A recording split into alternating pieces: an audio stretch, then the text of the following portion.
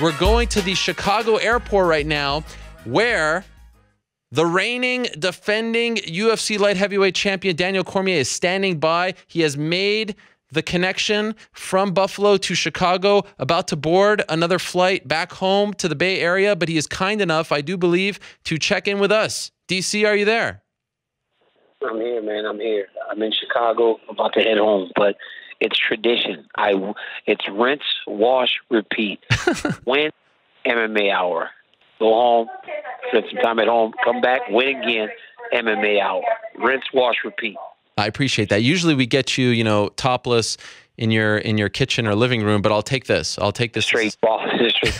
I took my shirt off in the Chicago airport. I'm just sitting here. People are looking at me kind of weird. I like it. Tradition is tradition. Okay, no time to waste, so let's get into it. I actually want to start around Wednesday, Thursday. At what point, Daniel, did you know that this was going to be, you talked about it afterwards, but that this was going to be a bit of a tougher cut? You had been out for some time, that you were in for something. At what point did you recognize that?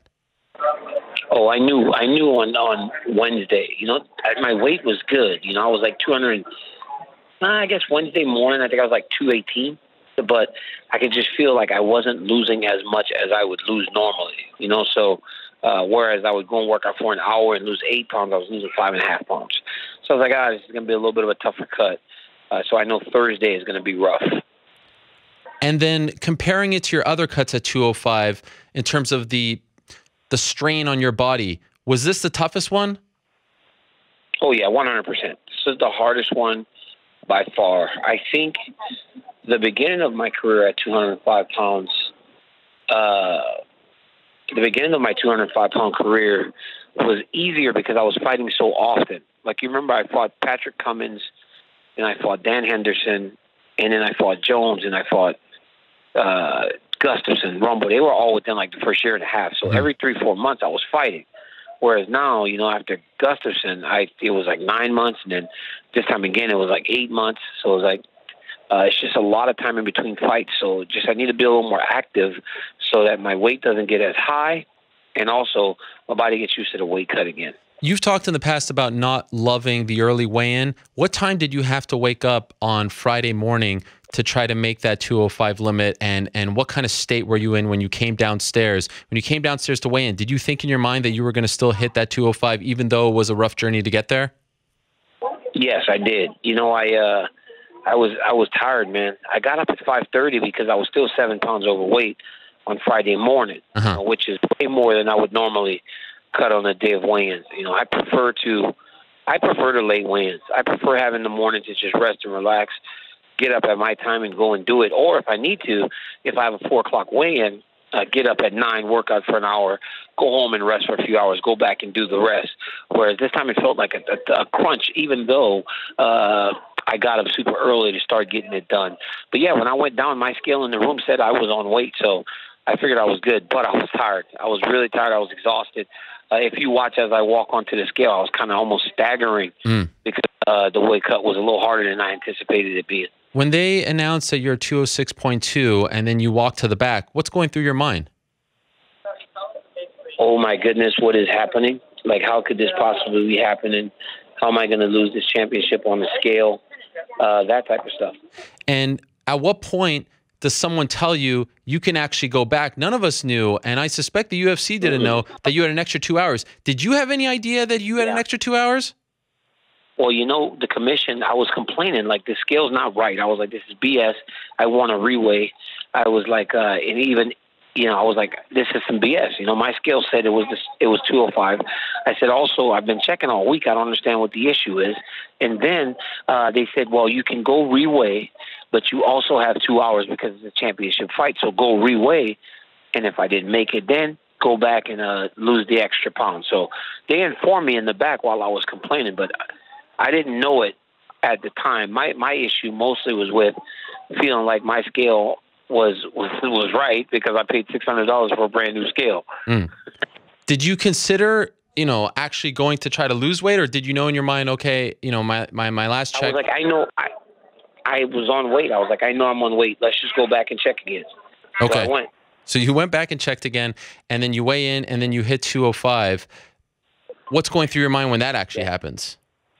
thank goodness. That's why you saw the reaction. Yeah. The reaction was pure joy. Like, okay, justification. I knew that I weighed the weight that I was supposed to weigh after my weight cut. I mean, I had gotten the sauna. I worked out and rode the bike, and I also had sat in that stupid hot bath thing that people are doing nowadays that Dan convinced me to do, and lost another 3 pounds. I was like, I don't want to get in another bath with 108-degree water, you know? Mm-hmm. It's so good knowing I didn't have to go back.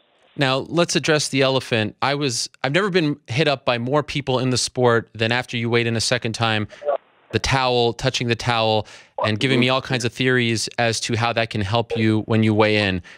Why did you touch the towel? Well, when I got off the scale the first time, I walked away, and they didn't cover me, you know? So obviously, you know, a guy thinks that he's losing everything that he's worked for on the scale, and you just walk back off the scale, and nobody's worried about protecting me. So I was like, you know what, I'm going to hold the towel up a little bit myself to make sure that I'm covered. Now, reality is, I didn't even realize I was doing that until I saw pictures, honestly. I got to be completely honest with you. I didn't even realize I was doing that. You know, I was tired. I was, you know, very discouraged and upset being that, you know, everything that had just happened. So I didn't even realize that I was doing it. Did you have any idea that Rumble had not weighed in yet, and there was some talk that he was overweight as well? Well, honestly, man, like my team was standing with Anthony's team in the back, and they spoke to a couple of his coaches, and they said that he had been working out and not losing weight. They said that Rumble had worked out for like an hour and a half and lost 0.8 pounds, and they were thinking this dude ain't gonna make weight either. But then he goes in, and he's the exact amount of weight under as I was second steps on the scale. So I don't know what was happening with that scale, but yeah, they were concerned that he wasn't going to. He said it himself. He's like, man, I was in the same situation as you. So obviously we both had some issues with our scales, or the commission had a scale issue. I don't know. In the next 24 to 36 hours leading up to the fight, are you worried that you may have taken too much out of yourself? Were you worried about your performance because of the tough journey to get to the scale? No. I mean, Dan Leaf is the best in the business, man. The guy has a process to rehydrate me, even without the IV, you know. He has a process to rehydrate me and get me back to feeling 100%. And honestly, I did, you know. Okay. When the next day when I was at the thing, they wanted to put me back. They put us back on the scale, and I was like, "What?" I was like, "No, please." I was like, "I don't want to know what I weigh on fight night." Wow, why'd they want to do that? They just reweighed us. They reweighed us after. I don't know. They just reweighed us on fight night. How much did you weigh? I'm not going to tell you. All right. Chance. You would not believe how much I weigh. Really? More than 20 pounds? Yeah. Oh yeah, for sure. More than 40? Yeah. No, not more than 40 pounds. No. All right. But I was more than 20 pounds heavier, yeah. In hindsight, how much did it annoy you that Jon Jones was so much a part of the discussion all week, and then he shows up, he does that press conference, he says that what you did was dirty, I mean, he's taking little jabs at you, he's sitting in the front row next to Rockhold, and you must have seen him when you embraced Rockhold. Like, did it bother you that his presence was there, or did that sort of up your game a bit? You know, early in the week, I was like, man, I don't know why why he's hanging around. You know, I said it, multiple times. Yeah. Like, it seems desperate. Like, you can't even do anything about what you're talking about at this point right now. You just finished like another round of community service. Like, you can't do anything but go talk to me. You can't do anything, So it's, it did annoy me, but my whole thought was I really kind of didn't want to see him in the arena. I was like, man, if I don't have to see this guy, it'd be good. And then he's standing right next to Luke, and before every fight, I hugged Luke. So I was like, oh, there he is. He's got a really bad haircut. So that was good. I said, oh, there he is, and he looks like shit. So, how are we doing on time here? No, we're fine. Okay. We're still fine. Okay. And let me know whenever. I mean, we're not going to go too long, but just a few more minutes. Okay. Then the actual fight happens. Can you compare what Rumble did to you in the first fight as opposed to the second? Did he, there's that famous moment in the first where it seems like he rocks you, and there's the kick in the second where some thought you may have broken your nose. Did he hurt you more in the second fight than the first, or vice versa? No, honestly, man, like when I look back on these two fights, I never was really, truly hurt. Like, okay, so the kick hurt. Like, I mean, obviously, you get kicked in the face by someone's shin, it hurts. Yeah. But I was never like fuzzy, or I was never like dizzy, like, oh my God, I'm about to fall down. Even in the first fight, when he knocked me down, I wasn't really hurt. I just kind of fell off balance. So, I don't know. I wasn't really hurt in either one of them. Again, the only time I was really truly hurt was when Alexander Gustafsson kneed me. Is your nose broken? I'm going to the doctor today when we get back to California. But right now it's just swollen. It just swole up real bad. That's why I reached up and I touched it, because I was trying to see if it started bleeding all over the place, Because I broke my nose before, and the blood just went everywhere. Why do you think he tried to engage in wrestling with you so much? Well, I think that whenever we started striking, we had a good game plan. Every time he circled, he got conventional. If you watch carefully, I would circle to my left. To my right. I'm sorry, to get away from his power. So then he tried to switch southpaw to trap me. As soon as he switched, I just went in the opposite direction. And then so he kind of couldn't really trap me. And then I threw like a big right hand at him that kind of stood up to him, like, okay. And that's when he started wrestling. He was like, okay. Obviously, he knows I'm not afraid of him. Yeah. And before, I was more tentative. I was kind of backing up. Whereas this time, I kind of went after him, and if we're going to swing, we're going to swing. And when people start to panic, they go back to what they know. And Anthony wrestles. That's what he is. Even in the fight with Phil Davis, when he beat him so bad for 2 rounds, and in the 3rd round, when Phil just was still there, Anthony started wrestling again. It's what he knows, it's what he does. And that's what he went back to. I was like, okay, thank you. I'll grapple all day, clinching and fighting like that. I love clinch fighting. That's where I make my money at. It's amazing how you called it. You said, weather the storm, 7 minutes, and then I'll get him. And you got him around 8.5 minutes in. Once you got him to the ground, did you realize it would be, seconds until he tapped? Well, it happened a little bit faster than we envisioned. Okay. We thought it was going to be a little bit later in the fight. But, when there's a gap like that, it doesn't matter how hard they work. It's really hard to make up that difference. Really hard to make up the difference in that short of time. It's only been 2 years. And, I like Anthony, so it's hard to say stuff in hindsight. But, I've always said what I felt about him in terms of heart and in tough situations. So I kind of knew what I was going to do to him if I got him and made him fight in positions that I wanted him to fight in. Because once we were on the ground, once I took him down and put my hooks in, he really was struggling to move at all. So I was like, wow, this is not that difficult. And then I just kind of beasted him and lifted his face up and stuck my arm under and choked him. It was crazy. I thought that was your best performance as far as post-fight talk is concerned. And my only sort of critique was, wow, you should have spoke first, because it's hard to follow up someone retiring. But then I learned he actually told you he was going to retire, and that's why you let him speak first. Is that accurate? Yes, he did. He when he came up to me afterwards, after they put the belt back on me, he said to me, DC, this is my last fight. He was like, I'm going to retire. I said, well, you go first, because I feel like out of respect for him and everything that he's done, I wanted to give him the floor, let him say his part and then do my thing. I didn't have anything prepared. I was kind of just going to see how the crowd was going to play. The crowd played it like that. So that's how I play it. Screw them. You want to boo me? Then have fun. Enjoy yourselves. You can't get rid of me. I'm still here winning. So boo all you want. Do you really think he's done? I ain't going. I don't. I hope not. Honestly, I hope not. I don't think he's. I don't think he should be done. But okay. It makes everybody. It makes us all sad to think that he could be finished. I hope he's not. I think he's got a lot to offer the sport.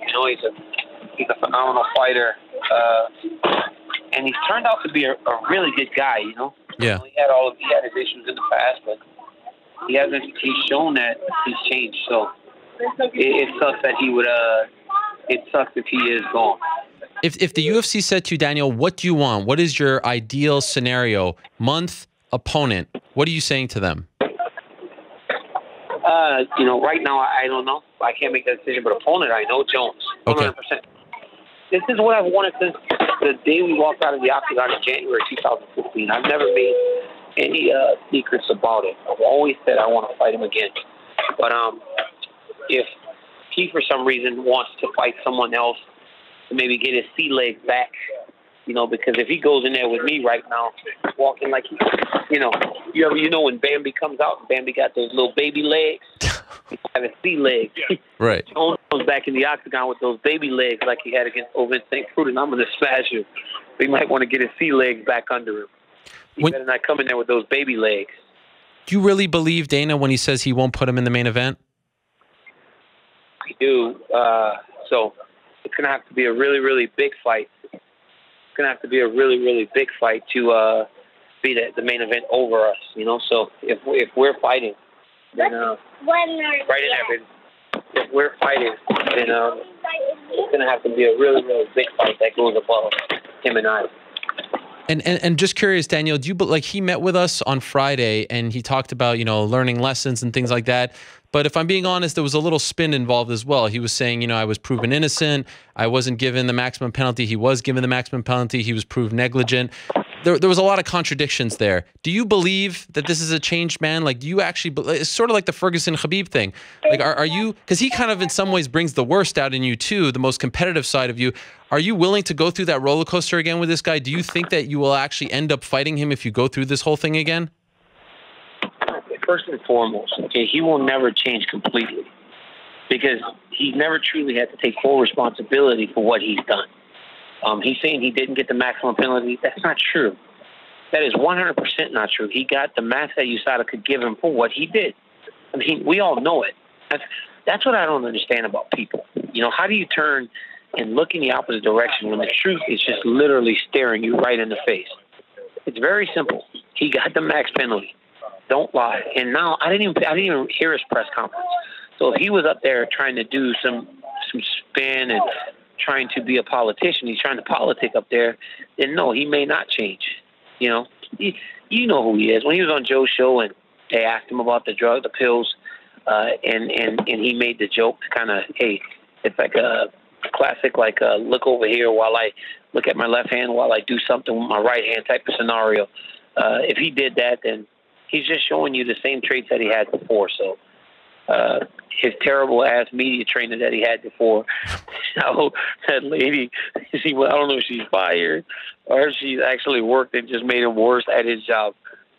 But you feel like you need to get this, like the career will not, the legacy, because people every time they talk about you, but you didn't beat Jones. So you have to do this for yourself, right?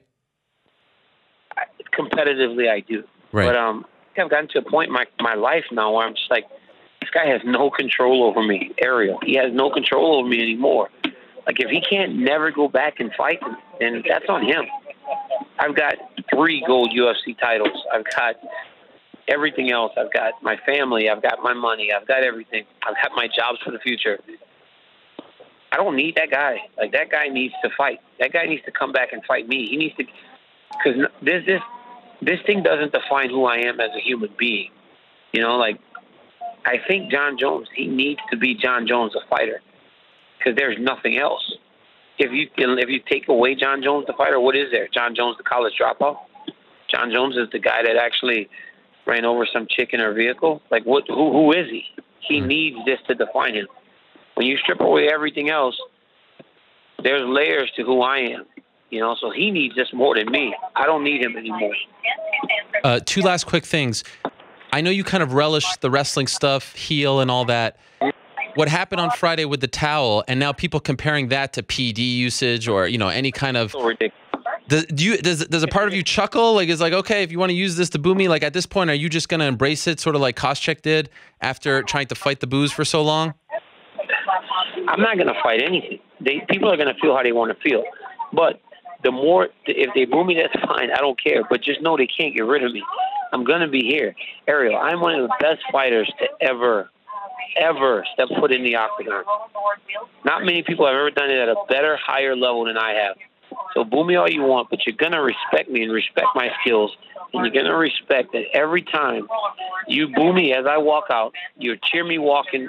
As I walk out to the octagon, you boo me.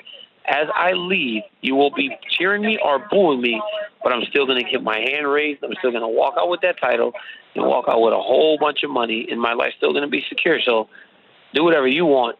It really does not affect me. The people that know me and matter, they don't boo me. And finally, are you still sticking to the idea that there are 2 fights left at this point? You got this one, number 20 out. Is it the Jones 2 and Jones 3, and then do you think you'll really be done? I don't know. I'm not exactly sure. You know, I gotta figure it out, man. Because first off, I gotta get through Jones or Jimmy Manoir, who has somehow managed to kind of maneuver his way in there with his Gucci jumpsuit. Look at that guy. Who's the guy in the Gucci jumpsuit sitting in the front row, speaking gibberish? It's Jimmy Manoir.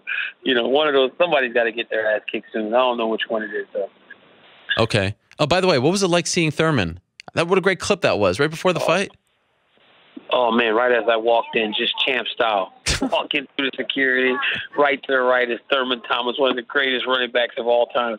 I walk out, extend my hand like the president, give Thurman hugs, Oklahoma State boys together. It was nuts. And then I leave today, and I'm going into the airport, and I hear D.C., and it's loud, So I'm thinking, wow, someone in Buffalo still recognizes me. I look back, and it's Thurman Thomas and his family off the South Beach. Again? Saw me in the airport, so I got to talk to Thurman today for 20, 30 minutes. Wow. It was awesome, man. I'm telling you, my life could not be better. So boo me, please. Keep on booing. Last thing, I promise, last thing. Summertime, like August, do you think there's a chance? You're getting married. By the way, Mazel Tov on the marriage. That's great. To you and your future wife, Selena. Beautiful family. I'm so happy for you guys. Do you think you're probably going after August, or do you think there's a chance they might try to get you before August? I don't know.